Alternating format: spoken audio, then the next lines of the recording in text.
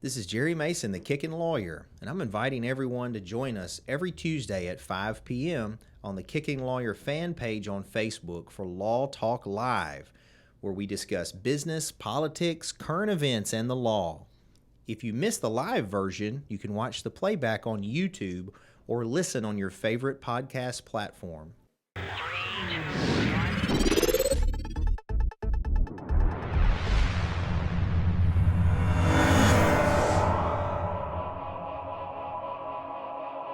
Anyways, Jerry Mason, Kickin Lawyer, we're live another Law Talk. I appreciate you guys taking time out of your day to join us.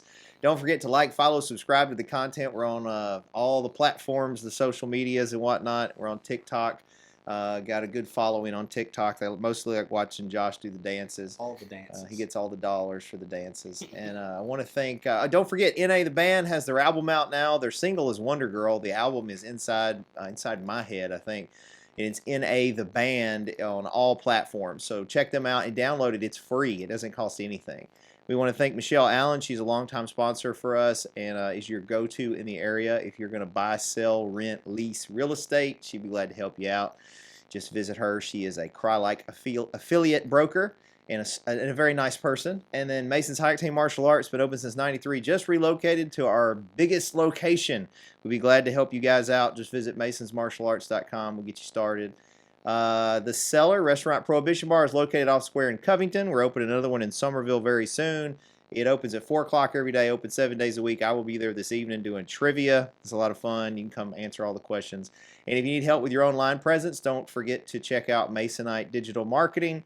Josh will be glad to help you with your social media, branding, website, all that good stuff. So give him a holler. And today's guest is a longtime friend of mine, and Jay the Punisher Black. Jay was instrumental in, back in the day when we were starting the MMA stuff locally, in the development of the High Octane Fighting Championship. And then Jay went on to do fights and pro fights and kickboxing and jiu-jitsu, and has been a cop this whole time. He was a cop before I was. You were already a cop at Covington, right? Yeah. He's been a cop a long time, and you're still a cop. So Still a cop. how's that going? Yeah, it's going. Yeah. So how you been, man? I'm good. It's like I just said at the beginning, I hadn't seen you in forever. Yeah, I've been hiding out at night. Yeah. So. Yeah. Well, that was always one of my favorite shifts, was the night shift. It depends on where you're working. Yeah. It's nice and quiet in Atoka, and we want to keep it that way. Yeah. Atoka's cool, man. I remember, well, I know at least on the defense lawyer side, because I represent now, of course, the people that you guys arrest. And I don't get a whole lot from Atoka. Like, ain't a whole lot. There's occasional DUIs that'll come through. Yeah. Maybe a domestic here or there. But I don't know that y'all really get many murders, rapes, robberies, or any of that. So far, they're never had a murder since they've founded the Atoka Police Department, which is, knock, which is back in 96, 97. Yeah. So obviously I wasn't there then. So you were. I was in Covington. I was gonna say, when did you start in Covington? I started reserves in '97 and finished in March around this time in '98. Yeah, because I knew you as a cop before I knew you. I was a reserve with the sheriff's office in 02, 01 or 02, and then went full time. I think it was 02. I went full time. And I remember already hearing about you because you had been a cop. Yeah, I started full time in end of March, 1st April in '98. You know, I don't know if we ever talked about, how did you get into that? What made you decide to be a cop? Because you might have could have gone the other way, right? Yeah, definitely. It depends on who you ask. I've been told that I said I wanted to do it forever, but I don't think that's true. Basically, I was working for the city for Covington in the gas department, digging ditches. Really wasn't my thing.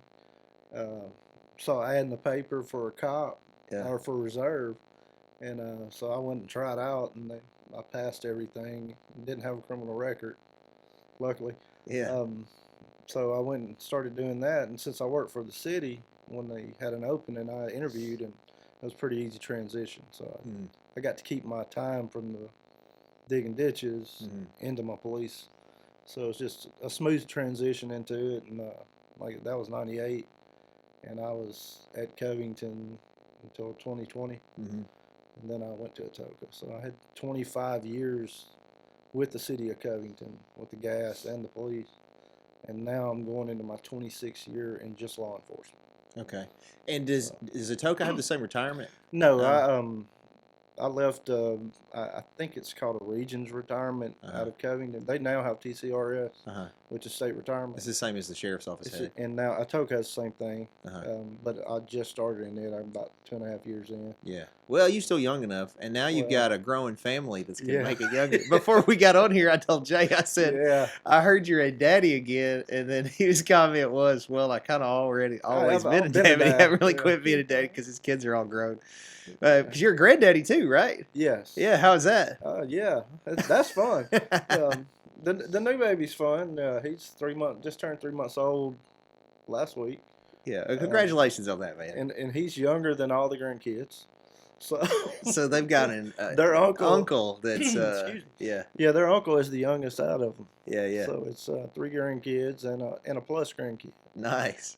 He's 5, the plus grandkid, which is Bailey, my youngest. His wife had a 4-year-old.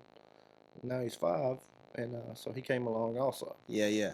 And then 2 other grandsons and a granddaughter that's a year old. Man, I didn't realize it was that. I kind of keep up with them on social media a little bit, but I didn't realize you had that big of an army of all this happened last year.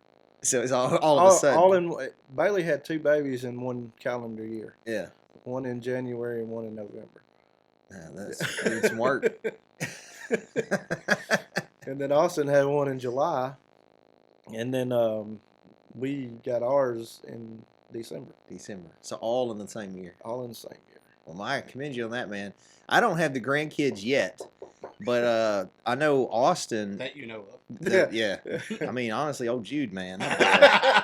If any of them get any of those weaknesses of mine, that boy has got it. Anyway, Austin, though, is married to McKenna. I don't know if you've ever met her. She's I saw pictures of her. Great woman, man. Great girl. He's so lucky to have her. And she's ready to be a mama now. Ooh. And, like, I'm honestly ready I'm ready to have some grandkids, but he wants to wait. So Austin's waiting. And then Alex is in the Navy out in San Diego. He's probably got some kid somewhere he don't know about. But so far, none of them have. Jade's got a guy that she's with all the time, and he's a good dude, but I don't know when they're going to move forward on any of that. How old is she now? 22. Really? Yeah. Her and Bailey are close. I didn't realize that they were close. Yeah, she's the only one that's, I don't know if you remember when they were little, but I kind of treated her different. She was a princess, right? Yeah. Treated like a princess, yeah. And so I think that was a mistake because now she just She doesn't expects really, it. Yeah. She doesn't really. She should. She's not like the boys are. There's something I was supposed to ask you. Oh yeah. So I don't know if you know this, but Madeline and I don't know if I should tell that. No, she don't want me to tell that.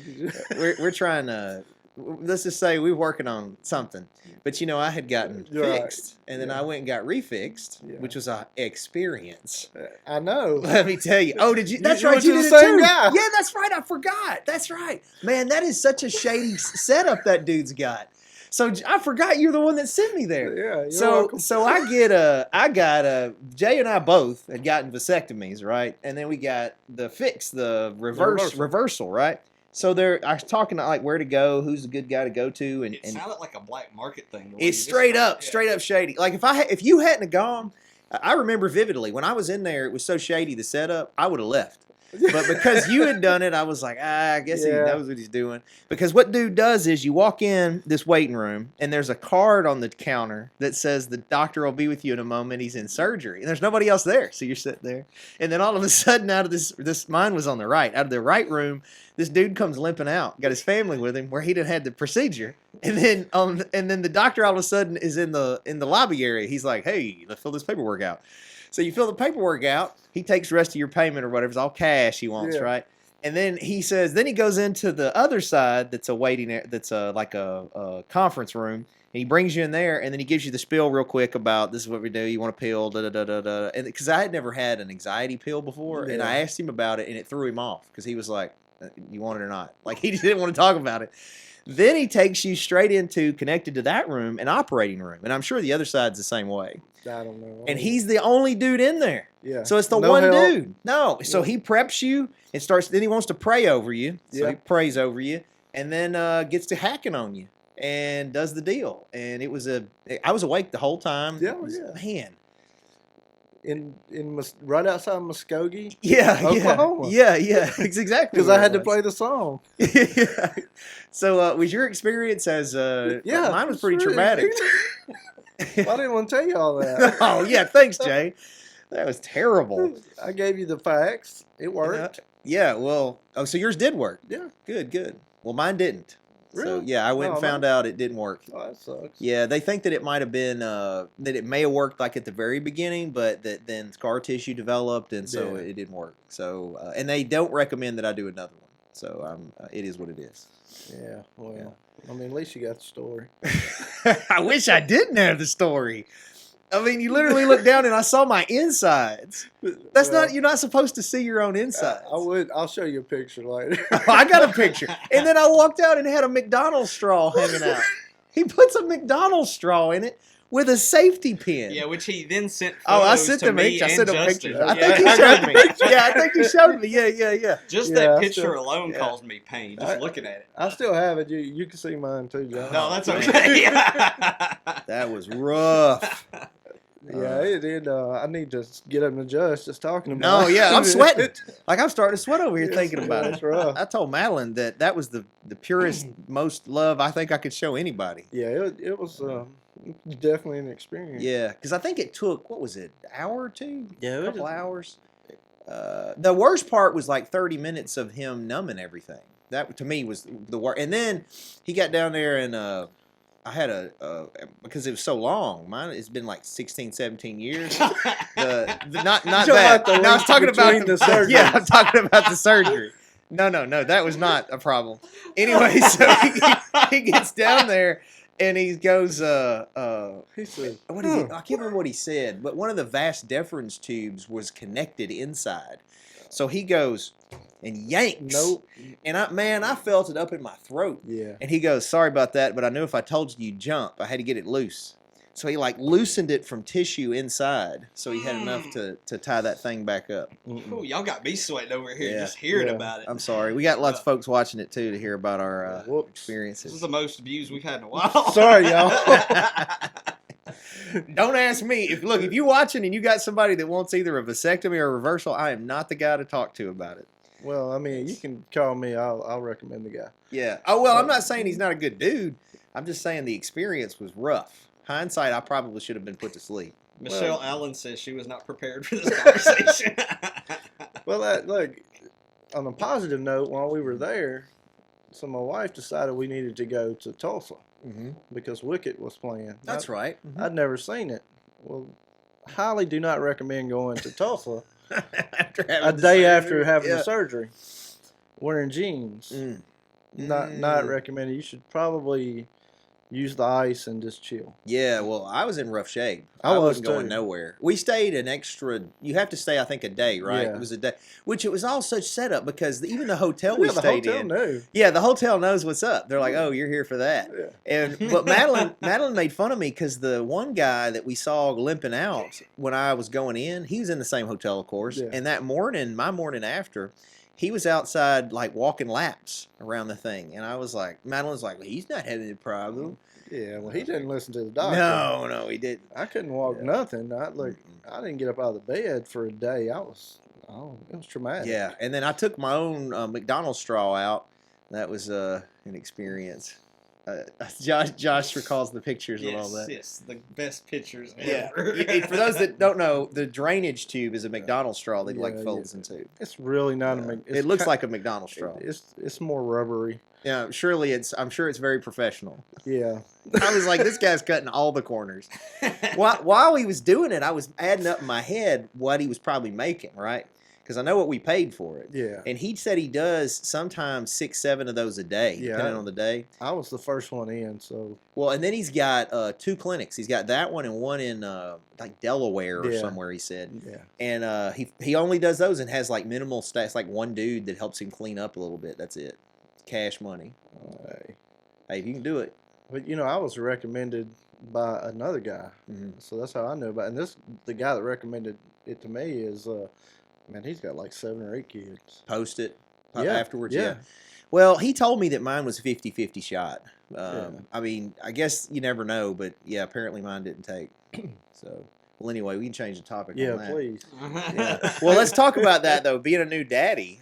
I mean, you've been an old daddy, but you're an older person. Yes. As a daddy now. So not older. You're really still. I mean, 40s is not old. But how is that compared to when you were in your 20s as a daddy with a little kid? Oh man, it's totally different. I mean, back then, I had a terrible job. I was literally digging ditches, not no insurance, nothing. When Austin was born, 19 years old, zero patience. So the biggest thing is the patience. Just I don't. None of it makes me mad anymore. Yeah. It's just he's fussing. That's what babies do. Yeah. I can afford to take him to the doctor and or whatever he needs. So the biggest difference is just being. I don't want to act like I've got much money or anything, but financially stable. Yeah. And well, there's definitely truth to that. yeah, and that's one stressor I'm not worried about. So now it's focus to make sure he's good to go. Yeah. So I don't want to say it's easy because he may, I work nights and he's up all day, so I'm too old to be doing that. But other than just not getting a rest, man, I can't complain. Yeah. I mean, it's a lot easier. Well, I have a theory on why grandparents have that sort of different love and patience, and I think it's because, and you can tell me what you think about this, but I know that I had the same experience as you. I was 18 when Alex was born, right? And in my 20s, man, I made selfish decisions. Oh, yeah. I definitely did stuff that hindsight I would do different. And I remember also some of the things that at this point as a father I feel were the most important parts, like when the pitter patter when you run home and they want to hug you and they want your time and you're exhausted and you just want a few seconds to watch TV or whatever, and they want that time, read them a story or whatever. I realize those moments are the most important. And so I think that grandparents have raised the kids up and they realize those instances are so important, the kid wanting and needing you. And so I think it sort of changes the way you love them, I guess. So I was curious, you're kind of, even though you don't look like a granddaddy to me, but at the granddaddy age where you got grandkids, Right. I bet you kind of have that love now for your actual child. Oh yeah, it's a kid. It's like you said, I get off at 6 in the morning. I get home, he's getting up, man. We watch TV. We chill. We watch. Restarted watching Justified. If y'all have never seen it, awesome show. I'm actually on season 5 of it, so it's almost over again. I haven't watched. I watched I think like an episode. Oh man, it's awesome. Yeah. But it's even better the second time. Okay. But so I'm up watching that with him, and we're chilling. Everything's great, and when I get sleepy and he's not, that's the hardest thing. But he's a good baby. If he's crying, there's something wrong. Yeah. And then, I guess my other kids, that's the way they were too, but I just didn't know. Well, how's that dynamic with Austin? They Bailey seem and to, stuff? just asking them, they seem to, think everything's cool. They come up and visit, Yeah. So Bailey and them were staying at the house until like last week. So I got to see the grandkids and him they were together all the time. Yeah. So I don't know. You'd have to ask them. Yeah. So I tell you, it'll be my opinion. Yeah, I was always curious because, like, if Madeline and I had one, that Jude's 17, he'll be 18 in 2 weeks, so they're all basically grown. Right. So it's like, how does that dynamic work? Yeah, I mean, we talked to them and they were on board. Which we were going to do it. I'm glad they're on board. But Austin's wife's watched him. While Austin and I go try to play golf. I saw you had legalized mulligans, and I thought it said something else for a second. Well, I agree with that also. Okay, well, I do too. If my vote was the one that beat the tie, it would be legal. Yeah, but it's not, so y'all don't keep it. Exactly. So don't do it in Tennessee. Don't do it. You have to call Jerry. Yeah. And if I lock you up, you're gonna lose. But are you at the point on the cop side where if you lock him, I don't want a dog on him, but because I love Jeff Thompson, I love him. But when I see him in court, if the court documents come across and they've been arrested by Jeff Thompson, I'm like, oh, you did it for sure. Oh yeah, like you did something. Yeah, because he wouldn't be screwing with you. Well, man, I know we're just jumping around topics. Yeah, but since day one, when I started, my thing's always been if I don't think that they 100% are guilty, I'll get them next time. And I'm talking about on anything. Yeah. So when I go to court, I'm 100% positive, win or lose. I mean, I've lost, but I can leave out of there if I lost. I know I did what was right. Yeah. Because I'm not ever gonna, I'm gonna be 100% certain. Yeah. Now y'all may beat me Uh-huh. on something that I'm gonna learn from. Yeah. But at this point, probably not. But if I arrest them, yeah, they did it. Well, one thing that I'm curious, you, I think, Jay, definitely more than me when I was a cop, had a perspective that I'm about to talk about that I had to learn Yeah. as on the other side. Right. Because the thing that I wish more cops were aware of is I was thinking about this yesterday. I was in court yesterday. I was in Sessions Court. No, I'm taking that back. I was in Circuit Court. I was sitting there in Circuit, and I was looking at I was kind of sitting against the wall in the corner, so I could see the other lawyers, the judge, the bailiffs, and all the people that are accused. It's State's Day, so it was all the indictments, right? Anyway, so I'm looking at all these people, and it's such a clear dichotomy of the way, like, the DAs and the cops generally look at these people that are accused of offenses, right? Some of them are innocent. Some are, right? But more importantly, they're all human. Right. And like some of them have never been in trouble before, and they had one instant that was an error, maybe this one mistake, and now they're in here, and it's literally changing the whole scope of their life. And what I wish I had thought about more when I was a cop is the ripple effects. Right. If you arrest someone and you're not sure about you got to do your job. I get it. If they got probable cause, you got to do what you got to do to keep the peace. But like domestics, you lock them up, it can affect their job. It affects their relationship with their kids. They're going to have to pay a bunch of money. They might end up, going. There's all these things that are ripple effects that happens. And these are humans. These are people that, and I didn't look at it that way. When I was a cop in my 20s, man, they were the criminals, put them under the jail, just doing my job. Black and white, no gray. And I even remember back then, though, your view was not quite as black and white, though, as mine was. Well, just the people, I tell everybody, and I'm not going to get deep into my past, but nobody I grew up with graduated high school. All of them have been to jail or prison. I'm talking about to a friend. 100% of the people I grew up with are either in jail, been to jail, in prison, been to prison. Not a one graduated high school. I was the only one, and I don't even know why. I don't know how it happened. It did. Luck of the draw or whatever. I don't know. Just stuff at school kept bringing me back. I don't know. There's a lot of reasons why I think so, but I'm just gonna keep it to myself. But so I had that perspective going into it. That hey, sometimes it's usually not one thing that leads you to that or gets you caught. Yeah. It's a whole bunch of little things, and then the next thing you know, you're already in the wrong spot. Yeah. Well, anytime the police show up, it's the wrong time. Yeah. So nothing good happens. Because I still tell people to this day, I'm like, look, we don't randomly just choose a house out and just stop. Y'all call. And when you call, we have to deal with what you call about. Well, we may find out that it's not exactly what you thought it was when you called, and it may be on you. I mean, you may be the guilty party. Yeah. And you called on yourself without you thinking you're going to get, your friend here in trouble, and now it's you. So that's a bad decision on your part. Had you known, you probably wouldn't have called. But I found that most of the time on the little stuff, a criminal's a criminal. You're going to get them 20 times over your career. They start young and never quit. They quit when they go to jail, or go to prison.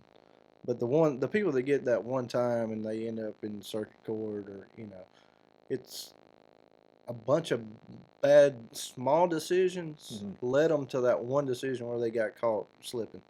And the police ended up being there. And it may be, I won't even, DUIs, I don't agree with them. I'm like you. Best way not to do it, don't drink and drive. Yeah.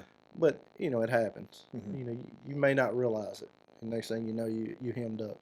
But beating up your spouse or your boyfriend, girlfriend, whatever, that's a choice. Because if you can't control your emotions, you need to either figure out a way to or get going. So to me, I that's the one thing I really don't. It's really not a lot of gray area for me. Either you did or you didn't. Yeah. But like drugs in your car, or something, maybe they ain't your pants. Well, so I guess again, I don't automatically. I actually asked this in trial. So we go to trial. One of the things I ask the jury, and as soon as I stand up, I go up to the jury, and I say, who when they walked in wondered when they saw the client, wonder what he did. Wonder what he did. Yeah.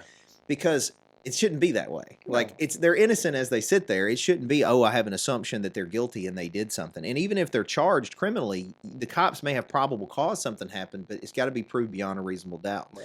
And sometimes people lie, like on domestics especially. Oh yeah. I had my own little history Oh, with yeah. folks lying about stuff. You know, it happened. and it can happen. And I just. I'm not saying the cops shouldn't arrest people, and obviously if they have probable cause and they need to keep the peace, they do what they got to do. But domestics and DUIs both are good examples of where, you like I have some DUIs where they did give blood, they arrested them, right, and it's 0 alcohol, 0 drugs, like they're not DUI, they got arrested, you know what I mean, and it wasn't a DUI, it was just a miscalculation, and now they've had the fallout from that. I mean, hiring me alone is expensive, Yeah.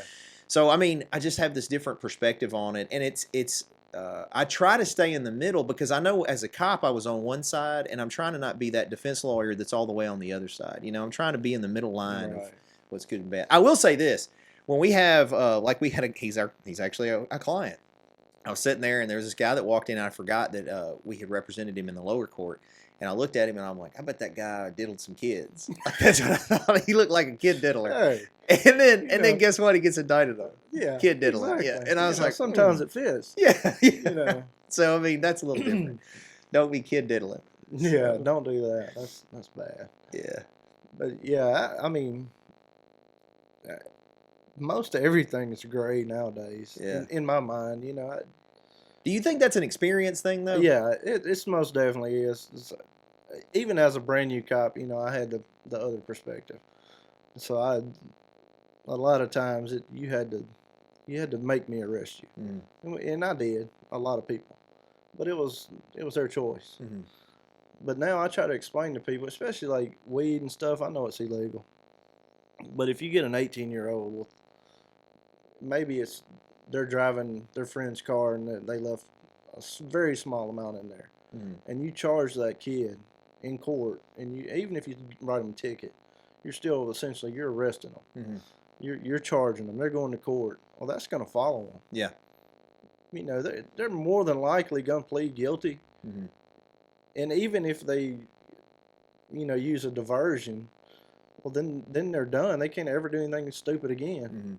But it may not even have been on them, and the officer just only sees black and white. It was here, it's yours, you did it. Yeah. Without taking into account that maybe there's some kind of circumstance that no, they didn't. Yeah. Or that's maybe not the best route to go. And I really think that we should have other avenues instead of just send them straight into court and this is a permanent thing that's going to follow them forever. Yeah. Because 18-year-old kid, you make dumb decisions. Yeah. If they're out here shooting people or something, hey, that's on them. Yeah, that's different. I agree. Or if you've been getting arrested since you were 12, yeah, and then you get 18 when the police have been waiting on you. And they're like, oh, got you now. You're going to jail. You're going to big boy jail. No more, sending you home to mom. But you get that, and it's not even rare. You get it all the time. Those 18, 19-year-old kids may have beer in the car. Maybe they're not even drinking. Their friend left it in there. Or maybe somebody left some weed in the car. And nobody wants to claim it. You're going to lock up everybody. And it's, a small... And I know my boss probably gonna be like, "Man, shut up about." But well, I mean, there's a lot of truth to that though, and I see again the repercussions because I'll have kids that are 18, 19, they can be 18, 19 still in high school. Jude is a junior and he's going to be 18 in 2 weeks, so he's going to be 19 as a senior, right? And so he's in school, and maybe they want to go into the military and stuff. The military won't take them on any kind of probation. So even if they do diversion as an option that'll eventually clear their record, they're on probation for a year. Right. And so then that can trip them up to where they might have become a good citizen and not. But I mean, ultimately, like you said in the beginning, I tell people this. I've never smoked weed. Still, never used it. We even went. Me either. I bought some. I bought some in Metropolis, Illinois, just because I was like, I've never bought weed or anything before, and it's legal It's there. not, that don't count when you go in the store. And Well, do it. yeah, well, I I didn't. mean, unless you're meeting somebody in the back. No, I didn't do that. in the- I didn't even use it though. But it was so funny because look, I walk in and it's like a weed store, and I look like a criminal because I was like, there's weed, and so I go and I order the stuff, and they package it the way they do it, and you wait, and they call your name, and they're like Jerry Mason, and I was like, oh, we're the cops, they can see me. So I go over and I'm going to buy it, and I go, I've never bought this before, to the cashier, and she's like, first time for everything, sir, because it's legal. Yeah. Anyway, that was my only experience with it. That don't count. But I tell people, culturally it's changed. Right. The younger generation, the majority of them are probably pro weed. And then you got older than us generation that, it's the devil's lettuce, It's a difference. I don't even know that I think that the older than us people are probably more open to it than we are. Yeah. Well, I'm open to it being legal. But now you are. Yeah. But I probably wasn't in my 20s, yeah. 15 years ago when you were a deputy, you weren't. You were 100% You're right. against it. Oh, yeah. Then, I was... I locked a guy up for a seed one time. Right. And honestly, it might have been like a parsley seed or something. I don't even know. Look, I locked him up, though. I'm actively a police officer. Uh-huh. And I may get in trouble for it, but I think it should be legal. Yeah. I don't think you should ride around, smoking weed and driving and Yeah, stuff. no different than alcohol. Yeah, more than alcohol. But if you could legally go buy it, then you're not in the shady part of town buying weed where you could potentially get robbed, shot, whatever, where you wouldn't normally be there unless you were getting something that could be sold at a store and the government make revenue on it. Yeah. And it's not laced with some kind of fentanyl or something. Yeah, that's another big problem you. we have is people doing marijuana and then it's got fentanyl. A lot of the weed that's been taken to get tested in the lab has fentanyl in it. Yeah. Y'all kids, keep this in mind. It will kill you. So. Or get them addicted to Right. something they didn't expect. Right. So yeah, there can definitely be fallout from it. Yeah, like I said, I know we're jumping all over, but I listen to, podcasts at night and stuff, and a lot of people, and I agree that fentanyl is, people aren't overdosing, they're getting poisoned because they're not taking it because they knew they were taking it. Yeah. Like somebody's slipping it to them, and you're poisoning them. It's no different than giving them like arsenic or something. Yeah. Because you're giving them something they didn't think they were taking, and they're dying from it, not knowing. Yeah. So if you could take this one thing out of the darkness and sell it in the light, to me that would cut down on a whole lot of those ODs that I agree. are so and prevalent. the state would benefit. Tax revenue, schools. Yeah. I mean, it'd be a lot of infrastructure money. There's things that you could go to scholarships, all kinds of stuff. The federal government would decriminalize it. Yeah. So that you could put your money in the bank and not worry about getting robbed at your dispensary. Not having to Bitcoin it up. Yeah. Yeah, I can't afford that. So. Yeah, it's gone up now. It was down, and it's gone up now because of the run on the banks that's going on. If it was $10 a piece, I couldn't afford it. So come on now. I got a new baby at the house. You can buy. You don't have to buy a whole Bitcoin. You can buy it incrementally. Oh, you're right. It did. Yeah. Oh, it went way back. It did. It went way back up. All of them did, except the USD coin. Literally, I just checked Ethereum the other day. It was at 1,400. It's at 1,705. No, this morning I doing my fat guy cardio, and I looked and saw it was going up. So how's your Achilles doing there? Man, everybody of course says because I'm old and all that, but that's not it. I'm you get older. hurt. You get hurt. Some people get hurt. It happens. Young guys get hurt, right? Yeah. So the problem is I think I overdid the rehab on the hamstring because I really was so frustrated that I had injured it. So I did like double rehab on the hamstring. Well, I noticed that the last month or two, my ankle's been swollen real bad. Like I got a cankle down there, right? Yeah. And I just thought it was swelling dropping from the hamstring. But then it kept getting worse and worse, and my Achilles has got a knot on the back of it. Hurts really bad. And I'd wake up in the middle of the night, and it was on fire. So finally I went and got it checked out. And the way they described it is your Achilles tendon is like a bundle of spaghetti, and that the middle spaghettis are torn, and the out ones are still good. So I don't need surgery, but I got to rest it and rehab. Right. And I don't rest stuff well. So it's going to be fine. It's just something else I got to rehab. I heard mine a few years ago when I was doing a lot of running. Yeah. And I thought I had torn it or something. I went to a specialist, and he's like, "Nah, you're just a sissy." Well, that's kind of what I thought when Madeline was like, "You need to get that checked out." But mine had the little knot in it and stuff, and I was, back in the old days, if you tore your Achilles, you're basically that was it. You got to cut your leg off. Mm-hmm. And he's like, "No, man, we can put it back together. Even if you tore it off," he said, "I can put it back together, no problem. You have a little small scar." I'm like, okay. Well, that's basically what's up with mine. But he's like, Super "It's rehab. nothing wrong with it. You just, being sissy." Yeah, well, I've been accused of But other it things. did have a little knot on it, and so I just slacked off on the running and stuff. For 4 years. Well, now. I just do an old guy elliptical. Well, anyway. I took a ain't 4-year running. break. I'm still thinking about getting Getting back into it. So. Well, I said this year I was going to run the St. Jude Marathon again, but honestly, with this Achilles, I don't know that I'll be able to train for it. Yeah. I was slow anyway, so I can't imagine how slow I'll be if I even get this where I can run it. Yeah, I started training for it, and I never did.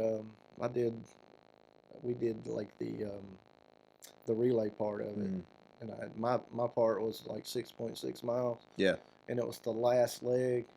So, like, I'm passing all the marathoners at the end. Yeah, looking like you got it. And then, I'm running 10 miles at a time, so I'm, like, running a 7.5, 8-minute mile. I'm running. Yeah, yeah. And everybody's like, yeah, good job. I'm like, no, not really. Well, I trained a year for it, but I've never been a runner. I don't know if you remember when we trained, man. I could sprint pretty good, but I was never a runner. Never a long-distance runner. It was around that time where I started learning how to run. Yeah. And got to fairly decent at it. Yeah, you were always better at it than I can't. was. I the 26 miles, but it's more mental though. Yeah, that's the thing. Like you could do it. It's just mental, the mental barrier of doing it. But I tell you what, it was definitely a separation of the pack. So you're running along in the St. Jude, and they have this split off where the half marathoners loop around, and the marathoners keep going. And up till then, it's a pretty good herd of people, right? Well, you get to that split and everybody's cutting off, and it's you and like two dudes, and you're like, "This was a mistake." Yeah. But I'm glad that I did it. I just wanted to. I tell you why I wanted to do two more. Ed Doyle, the Express Chevrolet guy. On the way down here. Okay, Ed, I had to wait on him to cross the crosswalk. Oh, did you? Yeah. Ed and Jan, the mayor, they both ran 3 marathons, and I found this out, and I was like, I can't have these old dudes outrunning me. I got to do at least. Be 3. careful calling Ed an old dude. He's watching right now. That's right. He knows. That's because I love him. I should say older. Hey Ed, that was me in the green Silverado. I let you and your son, I guess, by. They're motivating me is what it is. I got to step. Yeah, I want to. If I can stay healthy, I want to try to get back. Probably not this year, definitely. But yeah, you can definitely do it, man. I did it. My average mile, I think, was like 12.5 minutes. Yeah. And the last time I ran, I only ran I ran the Go Lucy Go, and it was terrible. About halfway through, I was like, oh, I'm gonna die. But and that's like the worst run I've ever had. But before that, I was running about 10.5-minute miles. Yeah.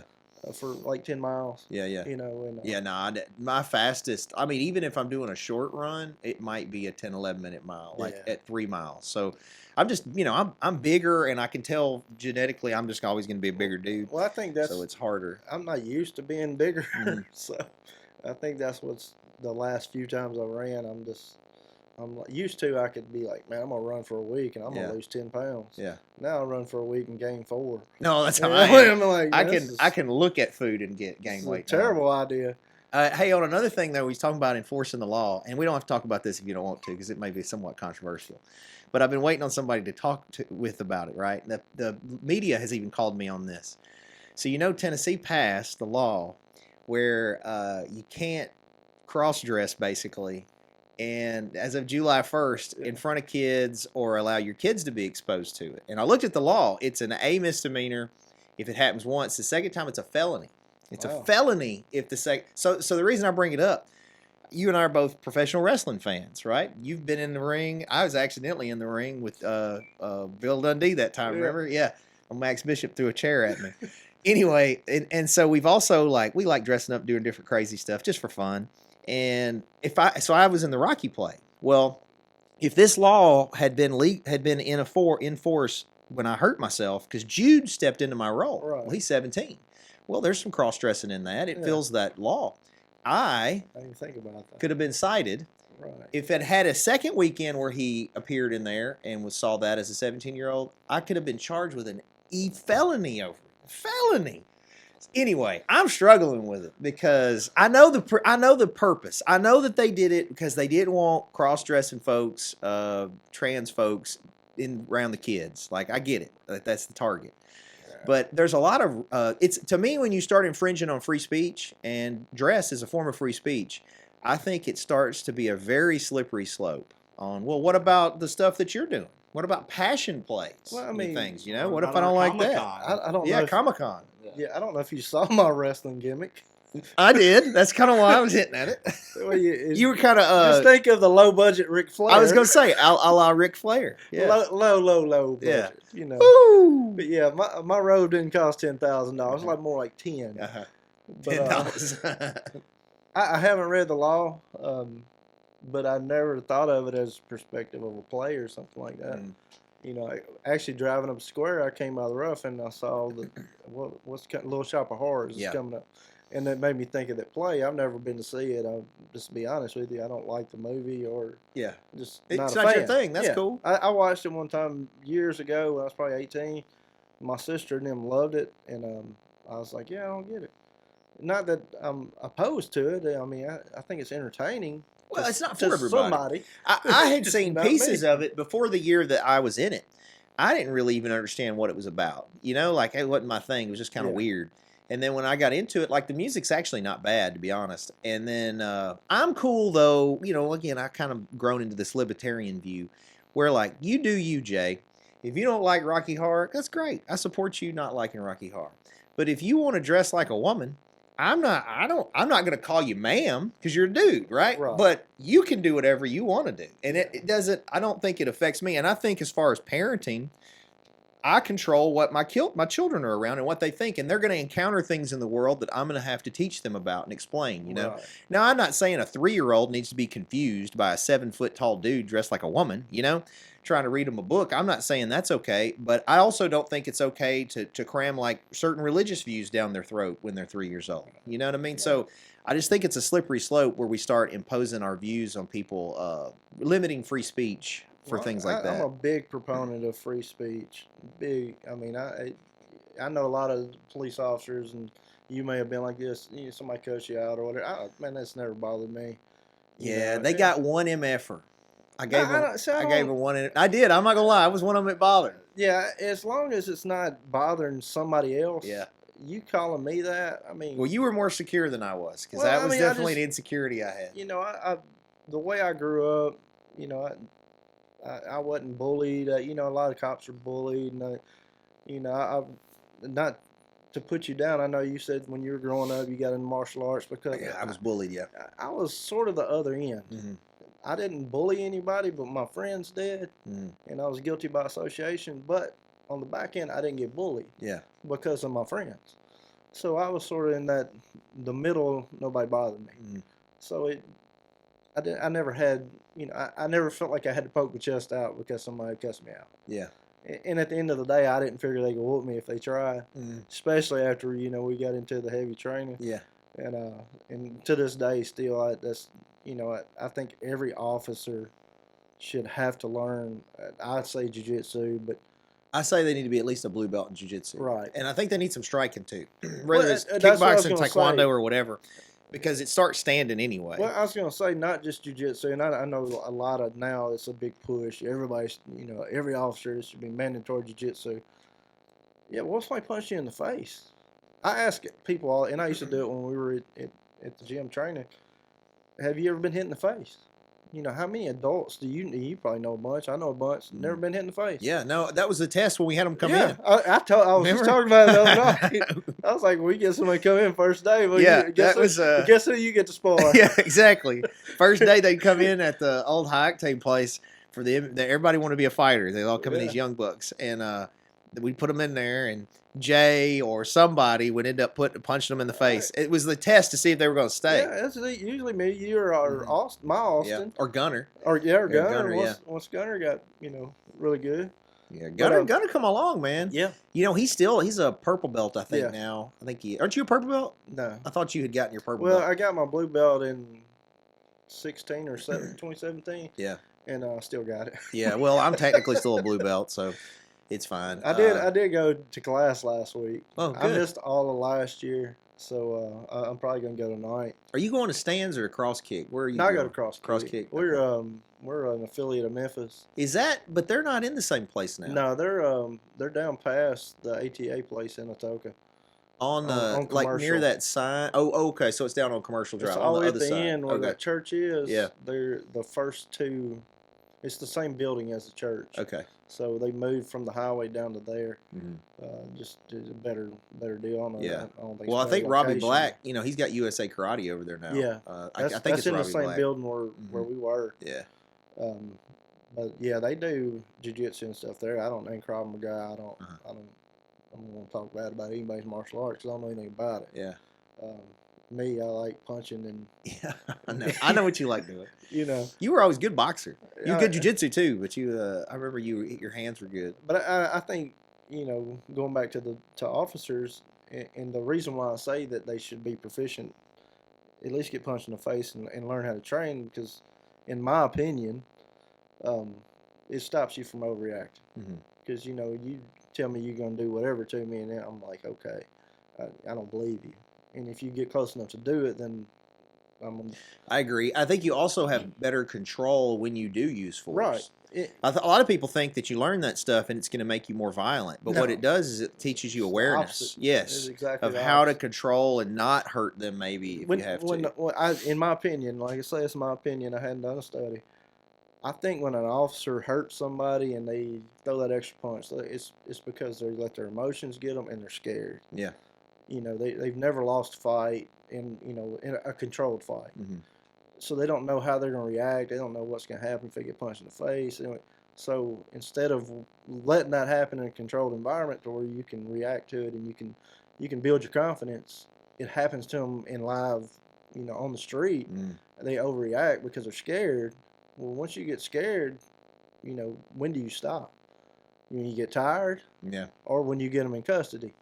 Well, obviously it should be when you get them in custody, but as we've seen, that's not the case. Yeah. A lot of times it's when you get tired or when other people get there and then they amped up on you and you scare them because of the way you're acting.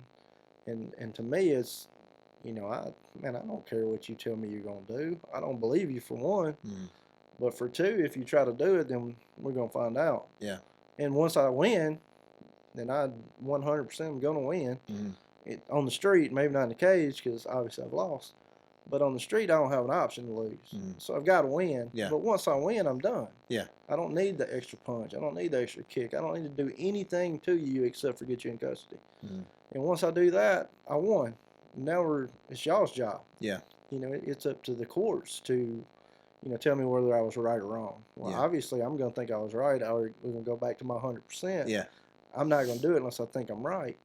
If I don't think you did what I'm accusing you of, for one, I'm not going to fool with you. I'm going to be like, all right, man, go on. I'll get you next time. Because it's probably not your only time you're going to do it. Most people don't get caught the first time. So I don't feel bad when it's the first time I ever. Okay. That's not relevant. You got caught today, so we're going to deal with today. But so I don't need that extra validation of beating somebody up in handcuffs to me that's deplorable. Yeah, well, I can say that in the 12 years I did law enforcement, I never saw excessive force like that. Like I saw some folks get tuned up, but they asked for it. Right. It wasn't no one that I remember. That's why I struggle when you see the videos that people try to. And the other you can thing, only relate it to your experience. yeah. And I'm like you. I've never seen it. Like I know it happens because I've watched videos. Yeah. But to be on scene and see it happen. Well, I think a lot of those videos, the problem is there's so much out there and people ignore the good stuff. Oh, yeah. So then all that gets pumped up is when there's some bad incident that occurs and then that stuff goes viral and then they attribute that to everybody else. Oh, yeah. All the cops are bad. Yeah, everybody's bad. Yeah. Well, it's a hard job though, Jay. Like the time that I was a cop, it definitely changed my perspective on things. I know that I didn't trust as well. I got divorced through that time, and I think a lot of it's my fault, but a lot of it was related to just the mentality of it. The whole thing it's a difficult job. You're dealing with the 90% worst of the people in society. Like 90% of the time, the worst people in society you're with all the time. So, I think it takes a special person to do it for a long time. So, yeah, without getting jaded. Well, I don't think you can. I don't think you can do it without getting jaded. I think if you do it long enough, what you learn is that hey, that's not everybody. Yeah. You know, several years ago, I went and like took instructor development class. Well, you got to make a presentation. Mm-hmm. Well, my short presentation was on taking field notes, which I know seems off topic, but I'm gonna get it back. Mm-hmm. So in part of that, I reiterated several times throughout the slideshow is that remember, this may be your fourth burglary you've went to today, or your fourth, theft, but for that person, this may be the only one they've ever had, Mm-hmm. and this is the worst day they've ever had. Yeah. And if you go in with a cavalier attitude and you're like, well, come on, man, just the facts, let me get out. I have no interest in how you're feeling. Just let me get out of here. Well, then that person just had a bad experience from what they're a victim of and the way you just treated them. So you just made them a double victim, or you victimized them more. Mm-hmm. So, I wrote all that down and then forgot about it. So now I teach that class. So going back through my notes, I'm like, hey, I need to keep this in mind because everybody doesn't see this, 1,000 times throughout their career. Yeah. They may live in this house 25 years and they've never had a theft, a burglary, or, some idiot in their yard shooting it up, or shooting their house. I mean, man, I've been to hundreds of those. Yeah. So to me, just another day. I'm going to take notes. I'm going to go do a report. I'm not going to think any more about it. But for that person, so if you keep that in mind when you go, your attitude's a little bit different. And if every day you remember that a little bit, in a few years, hopefully, you come out the other side and you're not nearly as jaded. Mm-hmm. But you're gonna, I mean, you've been there. Yeah. Even in court now, you still get to see that. Yeah, still. I was going to say I have a similar view. I think I have a lot of people in the legal community. Some of the lawyers were a little upset with the success that I got pretty quick from doing really through the marketing, right? And what I think they missed was I'm very aware and have been aware now because I'm working on 10 years doing this. I was very aware even from the beginning that the people that came to us, this was the worst day of their life. Yeah. And so I couldn't be like nonchalant about it as there were things they wanted to tell me, whether they're important or not. They want somebody to tell, they want me to understand and hear their side. And so I try to keep that in mind anytime I do intakes with anyone. And then I'm also really aware that they don't understand the system. Like they don't understand what happens when they go to court, what do you wear, all these little things that they don't understand that I've done so many times now that comes second nature. My point is, part of why I think I have at least done well with folks coming in and wanting to hire us is because I listen to them. I listen to them and I'm aware that this is a traumatic day for them and that they don't know. And then my job is to lead them and guide them into the area that I do know, in the courtroom now. So I think it goes the same way for lawyers as it does for cops. It's just, man, you got to treat people like you want your mama to be treated, Just treat them right. I don't know about that, but somebody's mama that you like. yeah, okay, maybe. Well, just to segue off that a little bit. So, like, when I was up here working, a lot of my job was to get people in the door and hire them, and sometimes fire them, but mostly hire them. And so where I'm at now, we just hired 3 people, I think, and they're all in the academy, so they're brand new officers, never worked anywhere. But anywhere, when you hire a new employee and it's like getting a new client, when you get them in the door, you need to have somebody to meet them and greet them and tell them hey, this is what's going on. Like you said, what do you wear? If you've never been a cop, how do you know what you're going to wear? Mm-hmm.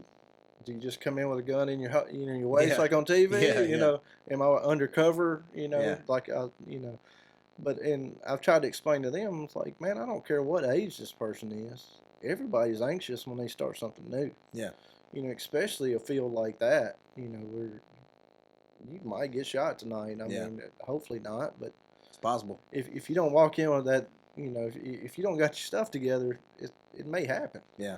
But so anybody, it don't matter what age, they need somebody to walk them through those steps. Mm-hmm. If it's starting a new job in this career in mine, or if it's going to court, man, I've never been in court on the opposite side. Mm-hmm. I wouldn't know how to, I wear a uniform when I go. Yeah. If I go for some other reason, what am I going to wear? I know what I'm going to wear. I'm going to wear a suit, but because I'm not guilty. But got to look innocent. But you know, it doesn't matter at what age, man. You need somebody to guide you through the process, Yeah. whatever the process is. Yeah. You know, and be passionate, or not be passionate, but be understanding that, you know, they don't know it. Just because you do it every day, that most people don't. Yeah. You know, my biggest issue is I have really bad social anxiety, even though I do this job. Mhm. When I'm at work, I don't, because it's a job. But outside of that job, just like coming up here today, we've been friends for 20 years. Yeah. And I don't know that I've ever noticed you have that kind of Well, anxiety. because- I mean, fighting in a cage is one of the most anxious things you could do. You know. And you know, I wish I would have watched these podcasts years ago when I was doing it. It was like George St. Pierre and him were like, man, I'm nervous. Yeah. You know, or Chael Sonnen, he's like, you know, right before I would walk out, I wish somebody would pull the fire alarm. I'm Yeah. like, Yeah. dude, why didn't I hear this years ago? Yeah, no, but at the end of the day, if you tell somebody you can do something, you got to go through. Mhm. So, Hey, speaking of the MMA, anxious real or quick, not, because we're working on an hour here, and Oh. I'm gonna tie us up in a second. But I do want to ask you, because you remember Dayon? Did you Yeah. ever know? Okay, Mhm. so Dayon still comes. He still does taekwondo, and he's still trying to do MMA some too. Anyway, he loves John Jones. He's like, John Jones is the man. And after this heavyweight win, he's Yeah. like, he's the GOAT. He's the GOAT. And I struggle. And I don't know if I struggle because I'm biased because of the background that he had, the run-ins with the law and whatnot, and his attitude. Because I always like sort of the traditional martial arts Right. type. Like I liked Anderson Silva, I like George St. Pierre. I like the traditional. yeah. What do you think? Who do you think's the GOAT? I mean, record aside, I mean, my absolute favorite all time ever is Randy Couture. Yeah. I mean, he's a multi-divisional champion too. He beat folks that he shouldn't have been able to beat. I Yeah. mean, look, if you think back when he beat Vitor Belfort, could nobody beat him. He made him look like a chump. Mhm. And then same thing with Chuck Liddell, could nobody beat him, made him look like a chump. And that was back whenever, you know, he was pretty much a wrestler that did some boxing, Yeah. and he was like just whooping fools. Yeah, he was. Well, now John Jones is, you know, in his 30s. Well, he started off doing all of this, Mhm. so he learned it. Like he never didn't learn MMA. Yeah. So You think that Couture's a better fighter because he didn't have the base of knowledge that maybe well, I just think John Jones had. that he had the other stuff, the extra. You know, John Jones was taught to be a fighter and to be a front runner, and he's extremely good. Now he's won some fights where he, you know, had to come from behind to win. Mhm. So, I mean, he's got to be one of the best. He's one of the best. But I would as put him far in as the my top 5. favorite, Yeah. nah, not even close. I put him in the top 5, but man, like Anderson Silva, I remember. I think also I was it's never a big Anderson Silva fan though. really. I don't like his style. I don't like. See, I liked it. I Yeah, liked I it because don't he was so unique at the time. Like I Yeah. remember when he fought Forrest Griffin and front kicked him. Yeah, You know, and I mean like set him down, and he was a bigger dude. But like George St. Pierre, I loved, and he was really more of a wrestler style, but he had such good striking and looked the part, Yeah. and I liked that he wore the uniform and all that. But what I was going to say is, I think this discussion though, it's getting to the point with MMA where it's a similar discussion when you talk about the greatest NBA player. So my Austin argues that LeBron is the GOAT. I say MJ, but we lived MJ, Yeah. and he didn't live that. He didn't feel that experience. So I think with MMA now it's similar. Where generationally Yeah. it's been around long enough. We were there when George St. Pierre fought Hoist Gracie. No, Yeah. Matt Hughes fought Hoist Yeah. Gracie, and those early fights where it was developing up. So I don't know. Yeah, my personal opinion comes into it, and I'm just not a fan of a lot of the newer style guys. Yeah. But I mean, I can't beat any of them. So. Well, but I mean, it's a little different, weight divisions and stuff. I wish there's, I try to not have many regrets, but I do regret that I didn't personally pursue more, at least the kickboxing end, because that's Yeah. where I really think I would have excelled the most at, was the kickboxing. Because if you knew Stephen Wonderboy Thompson, Yeah. that's how I kicked. Like he and I were similar styles, and he's done well with it. So I was like, if only I'd gotten over my own fears and anxiety, Yeah. and not been so fearful of it. Well, I tell people all the time, like, there's a lot of people don't know, like, MMA is my favorite sport. Mhm. Has been. I've been watching Yeah, me since too. '93. Mhm. I still have I have UFC 1 through whatever Mhm. on DVD. Yeah, yeah. I had it on VHS before. Yeah. But and I tell everybody, I'm like, how many people do you know get to go to be a pro in their favorite sport? Mm-hmm. And I got lucky enough, and it was after we parted ways for a little bit there that I got to fight in Bellator, Mm-hmm. which is arguably the #2 promotion in the world. Yeah. So forevermore, I can always say, hey, in my favorite sport, Mm-hmm. since I'm a kid, I got to fight in the second biggest promotion. At the top level, yeah. I mean, it didn't do very well, but I got to do it. Well, you're not I there got to as play a the chump, game. though. You know, Yeah. you're there because you've done work to get there. So, But so that's sort of the way I look at all that, you know, and like that's another. That day I was like, man, I wish they'd pull the fire alarm. mm-hmm. I don't want to do it. They got cameras, they got, you know, and that was for every fight, man. It didn't matter. Yeah. I never wanted to walk out there ever. Mm-hmm. I don't know if you remember. That's why I went from fighting at the end of the card to the beginning. I wanted to get it over with. Yeah. I just couldn't sit back there and wait.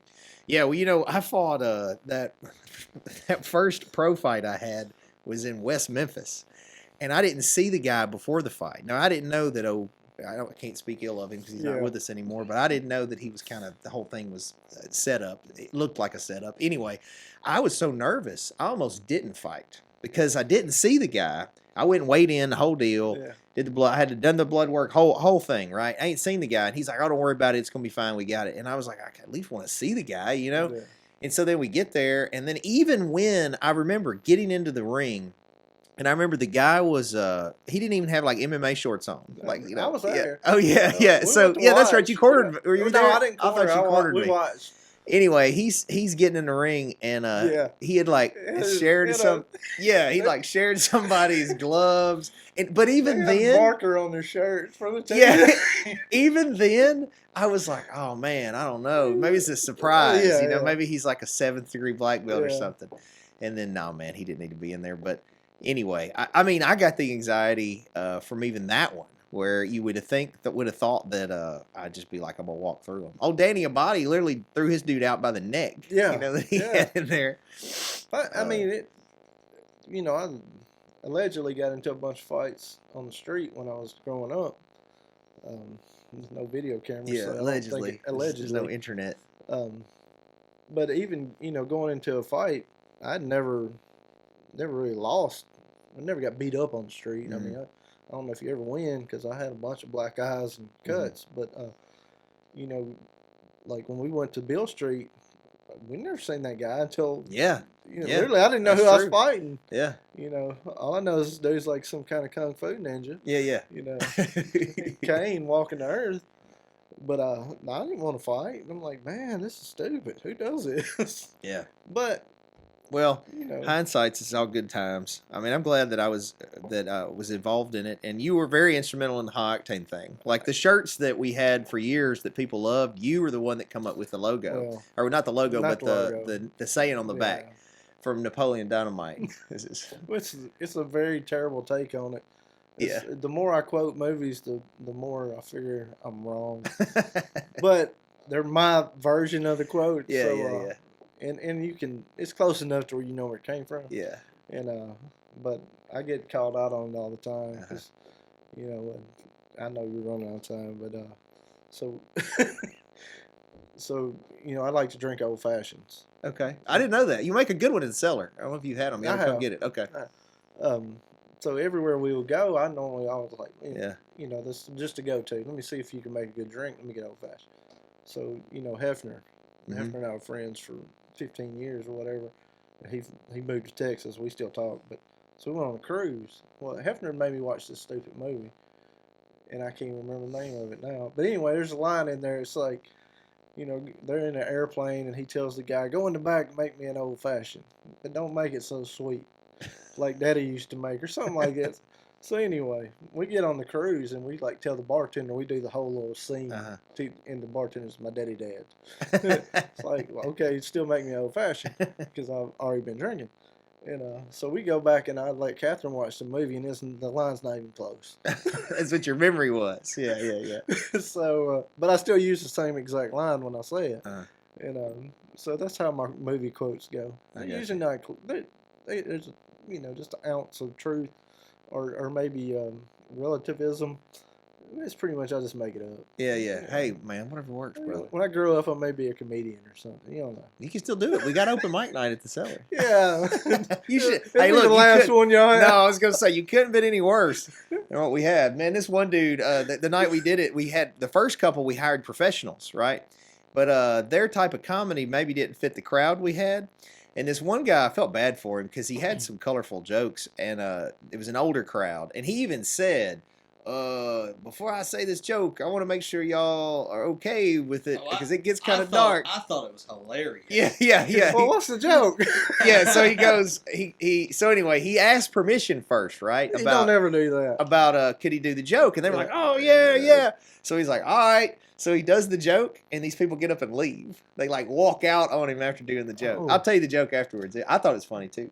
I thought it was hilarious because you had all these snooty cut upper, Yeah, I don't really do jokes. I do more like tell stories. Yeah, I'm the same way. I did some. I did Yeah. the open mic night because I'd never done it, and I was like, I want to say I did All some right. comedy, and that's what I did. I just told stories. Most of my stories are true, That's how mine are. and Yeah, they're unflattering for some people. most of mine are unflattering for Mostly me. for me. Yeah. But there's a lot of prominent people in my stories, and I Yeah. leave their names out. Yeah, or change to protect the innocent. But I always use my name, Uh-huh. and they're true. Yeah. Well, you'll have to come back next time we do it. Well, I enjoyed it. I enjoyed mine. I mean, I would like to be able to come up with something that would at least get a laugh. Yeah. Even if it's from me. Yeah. You know? That's how mine was. I I was don't- telling them jokes about. I can't even say them on here. The jokes I was telling. Anyway, well, thank you, Jay Black, for coming on the show. Thank We'll you. have to have you back. You can always tell if I like the guest because I go long. So Yeah. Maybe we can talk about actual stuff next yeah, time. yeah. We talking about a whole bunch of nothing, really. We sort of skirted around anything. We that's, talked about. Well, I don't know. That Josh is definitely gonna wear out that testicle part we did. It's going all over. Yeah, the geez, place. that I all forgot all over. about that. Yeah, that's what already. we started with. We started with the. We should next time we'll have to drink bourbon and it'll get really good. Ooh. So anyway, well, I appreciate you guys watching us. Don't forget to like, follow, subscribe to the channel. Jay, I should have asked you, how can they find you if you want them to find you on social media? It's just my name on. Okay. I only do Facebook. I have a Twitter and Instagram. I don't even log into it. I don't know. So, and he's on my friends list too, so you can find him. And of course, we're on TikTok. Josh is doing all the dances. It's great. And then NA the band is their album is out for free. It's Inside My Head, and it's a free download anywhere you listen to your music. So download it for those guys. It helps them out a lot, and it's free. Michelle Allen has been watching the show all this time and had some great comments, and is your go-to in the area if you're buying, selling, rent, and leasing real estate. She's also just a genuinely good person. I like her. Mason's High Octane Martial Arts, we were talking about. It's been around since '93. So 30 years in business, and we just relocated. Just visit masonsmartialarts.com. We got some 30-year specials up. And the Cellar Restaurant Prohibition Bar located in Covington opens at 4 p.m. every day. Tuesday is trivia. Friday's live music. We're doing live music on Saturdays too now. Thursdays is ladies' night. It's always something going on, so come see us at the Cellar. And then, of course, Josh will be glad to help you with your online presence, whether it's your website, social media, branding, etc. Just visit masonitemarketing.com, and he'll help you. So we'll be live again next Tuesday, I think, with another law talk. Who we got, Josh? It's You know? going to be Zach and Bree Walker next week. Oh, sweet. Yeah, they got the, what's the name of the store? The antique store out there. Mhm. And then he does a bunch of other stuff too. Anyway, all right, cool. Well, thank you guys for taking the time. I'm going to be at the Cellar here in just a few minutes. Hopefully we'll see you guys there. And thanks again to Jay for being my guest. You guys keep kicking.